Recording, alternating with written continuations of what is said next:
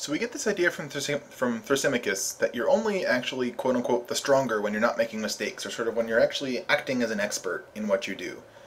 So if you're in power in the government, then you're only the stronger when you're sort of being an expert ruler. Well, we need to cash out then what it actually means to be an expert at being in power, at being in the government. And so we're gonna have to probe into this a little bit. Well, Socrates is worried in the first place because Thrasymachus seems to suggest that if you're in power in the government, then you're an expert when you set things up to benefit yourself. Socrates is worried because it seems like other experts don't do this. Other experts don't aim at their own good, but at the good of others.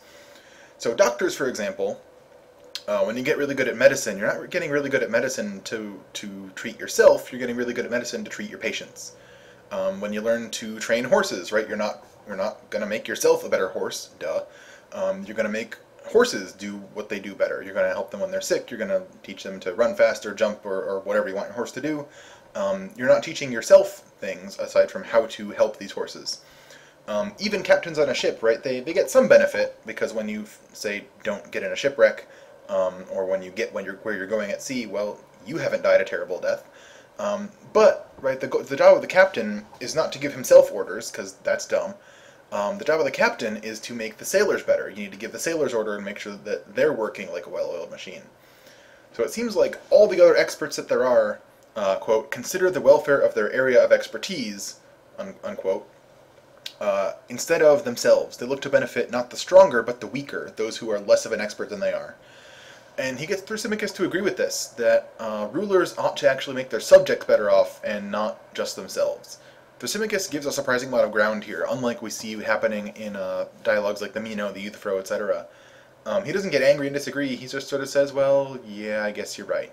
And then keeps on going. He's still not satisfied with this, but he's gonna give Socrates this idea. So he'll agree, but he really hates this new idea, because it shows that, in his view, moral people are weak. He thinks that it's a smarter, better thing to make yourself better off. And this has some plausibility to it, right? It seems sort of silly, in a sense, to give all the good stuff away and not hold on to any of the power, any of the privilege, etc. Thrasymachus is what we call a political realist. He likes sort of whoever's in power gets what they want, might makes right. And so he's going to say, well, why not make yourself better off? Why not be immoral? Immorality, he's going to say, is profitable for yourself instead of just making other people better off. So the immoral people seem like the smart ones. Only dumb people would be moral and give away all the good stuff to somebody else. Furthermore, the smart immoral people, we're sort of thinking about supervillains in this case, maybe, or people who want to take over the government and use it to their own ends. They're smart enough to take power in government or elsewhere and use it to rule. The moral people, by contrast, don't want power. They only want power maybe over people that are weaker or less intelligent or worse at some task than they are. They don't want power just for its own sake. Thrasymachus thinks this is silly, you should want power for its own sake. Power seems great, it helps me get everything I want it. Well, we know moral people don't want to be superiors over just anybody. They only want to be superiors over people who are weaker or less good at whatever the task is than they are.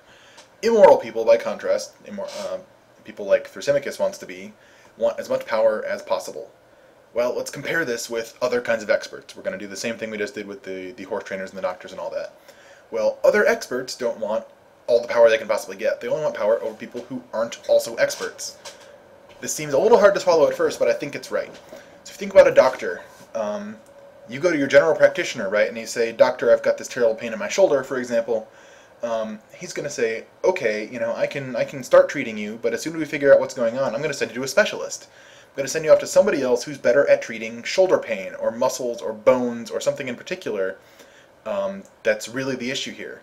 So if you need shoulder surgery, then your family doctor isn't going to do it. You're going to go to a surgeon, because only a crazy egomaniac doctor would want to do the surgery himself when he could have an expert do it instead."